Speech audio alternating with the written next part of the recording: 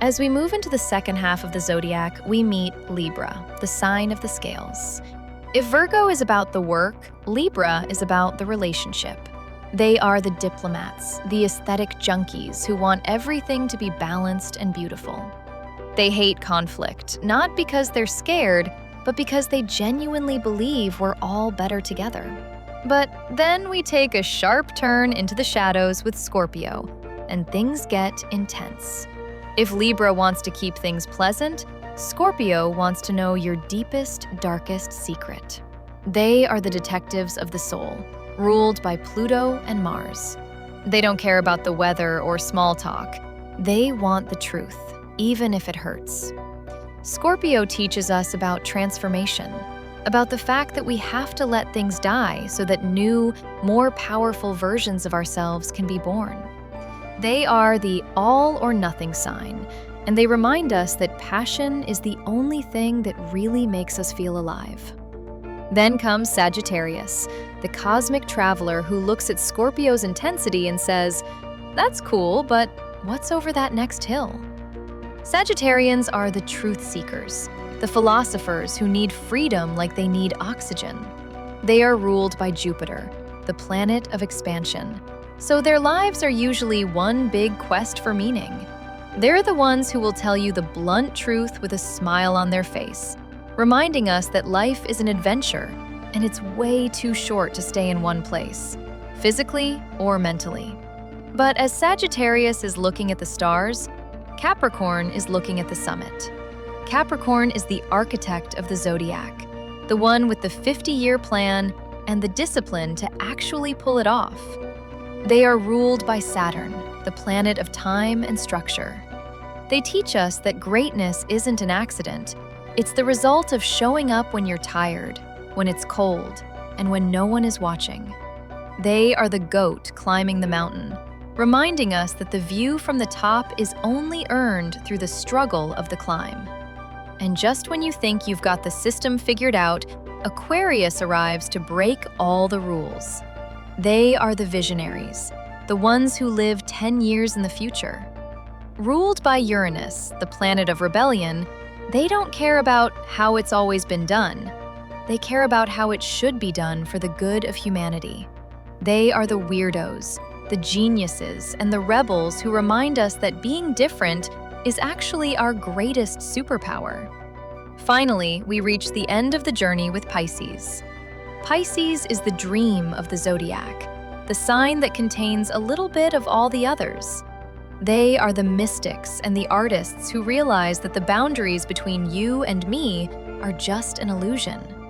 Ruled by Neptune, they swim in the deep waters of the subconscious, reminding us that there is a world beyond what we can see and touch, a world of spirit, art, and infinite compassion. So, why are we all so different? Because the universe needs every single one of these frequencies to function. We need the fire of Aries to start the engine, the earth of Capricorn to build the road, the air of Gemini to map the route, and the water of Cancer to make sure everyone in the car feels safe. You aren't just your sun sign. You're a complex map of all these energies interacting in a way that has never happened before and will never happen again. When you look at your birth chart, you're looking at a cosmic fingerprint. You're seeing why you thrive in chaos while your partner needs order, or why you're a dreamer while your best friend is a realist. We aren't different by accident. We're different by design. The next time you find yourself frustrated with someone's personality quirks, remember that they're just playing their part in this massive celestial symphony. We don't need 12 versions of the same person. We need the full spectrum to make the world turn. For Trump, every interaction is a test of strength. And the Leo-Mars combination ensures that he will never, under any circumstances, admit defeat or show weakness. Moving deeper into the chart, we find the engine of his intellect, his sun in Gemini. Here we see the master communicator and the trickster. Gemini is the sign of the twins, ruled by Mercury, the messenger of the gods. Trump's sun is located in the 10th house of career and public reputation, meaning his very essence is tied to his public image. Gemini gives him the ability to pivot, to play multiple roles, and to use language as a weapon or a tool of seduction. This is the source of the punchy, repetitive, and hypnotic rhetoric that characterizes his rallies. A Gemini Sun doesn't care about the dry details of a policy paper, it cares about the narrative. It is the sign of the salesman who can sell a dream, a building, or a political movement with equal fervor. However, the Sun in his chart is not alone. It is tightly joined with Uranus, the planet of revolution, chaos, and the unexpected. This Sun-Uranus conjunction is perhaps the most defining feature of his modern political career. Uranus is the great disruptor. It represents the lightning bolt that shatters the status quo. In the 10th house of authority, this placement indicates a person who will always be an outsider, even when they are at the very top of the system. This explains why he was the first president in history never to have served in the military or government. He is the anti-establishment force by celestial design.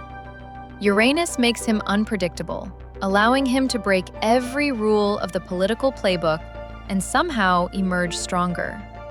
He thrives in the chaos because, in his chart, chaos is where his power lives. But while the Sun and Mars drive his public actions, his moon reveals the hunger of his soul. Trump was born during a full moon, meaning his moon is directly opposite his sun. This creates a high-tension personality, a man who is constantly pulled between his public duty and his private emotional needs. His moon is in Sagittarius, in the 4th house of home and roots. Sagittarius is the sign of the explorer, the philosopher, and the high-stakes gambler. This moon placement explains his manifest destiny mindset. He doesn't just want a house, he wants a palace. He doesn't just want a country, he wants an empire. The Sagittarius Moon is conjunct the South Node, suggesting that the role of the grand adventurer is something he brought with him from a past life. It is a familiar, ancient energy that drives him to always seek more, to go further, and to bet the house on every hand. A crucial and often overlooked part of his chart is Saturn in Cancer, located in his 11th house of groups and alliances. Saturn is the planet of restriction, discipline, and hard lessons. In the sign of Cancer, the sign of the mother and the tribe, it creates a deep-seated need to protect one's own. For Trump, this manifests as an obsession with loyalty. He views the world through the lens of the clan. You are either inside the circle or you are an enemy. Saturn here also points to his real estate legacy. Cancer rules the home and land, and Saturn rules structures. His ambition was literally built into the ground in the form of skyscrapers. This placement also suggests a man who feels he must be the provider and protector, leading to his America First philosophy, a macrocosmic version of the Cancerian need to build a wall around the family. We must also look at the square between his Sun and Neptune. Neptune is the planet of glamour, illusions, and spirituality, but also of delusion and the fog. When Neptune squares the Sun, it creates a larger-than-life persona that is often shrouded in myth. This is the cinematic quality of his life. He isn't just a businessman, he plays a businessman on TV.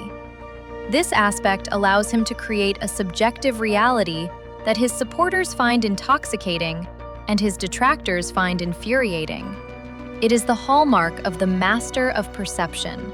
In the world of a Sun-Neptune square, the truth is whatever you can get people to believe. It is the art of the deal taken to a metaphysical level. Furthermore, his Venus and Saturn are joined in Cancer, adding a layer of hidden sensitivity and defensive love. While his Mars is loud and aggressive, his Venus is cautious and traditional. This creates a man who values legacy, ancestry, and the preservation of his name above all else. His second house of finance is ruled by Mercury in Cancer, which is square to Jupiter in Libra. This Jupiter-Mercury tension is the millionaire aspect. It shows a mind that thinks in vast, expansive terms, often exaggerating for effect, but always with an eye on the bottom line. It is the signature of someone who talks big and, due to Jupiter's influence, often sees those big dreams materialize through sheer audacity. When we compare his chart to the Sibley chart of the United States, the connection is chillingly precise. His Sun-Uranus conjunction sits exactly on the United States' Mars. This means that he activates the warrior spirit of the country. He pokes at the nation's anger, its drive, and its military identity. He acts as a trigger for the collective American psyche. His Jupiter in Libra also sits on the U.S. Saturn, suggesting that he challenges the very laws and structures that hold the country together, forcing a restructuring of the American experiment itself. Ultimately, Donald Trump's natal chart is a study in unfiltered fire and air. He possesses almost no earth signs, which explains his detachment from conventional reality and his preference for the world of brand and image. He is not a man who is grounded. He is a man who flies, who builds in the air, and who relies on the heat of his own personality to keep him aloft. From the royal star Regulus on his ascendant to the disruptive Uranus on his sun, his life was never going to be a quiet one. He is a celestial anomaly, a man born under a total lunar eclipse, to be a mirror for the world's desires and its fears. Whether he is seen as a savior or a storm, the stars confirm one thing. Donald Trump is exactly who he was born to be. A kingly lion in a world of shadows, a communicator of chaos, and a man who will never stop fighting until the final Uranian bolt of lightning strikes the ground.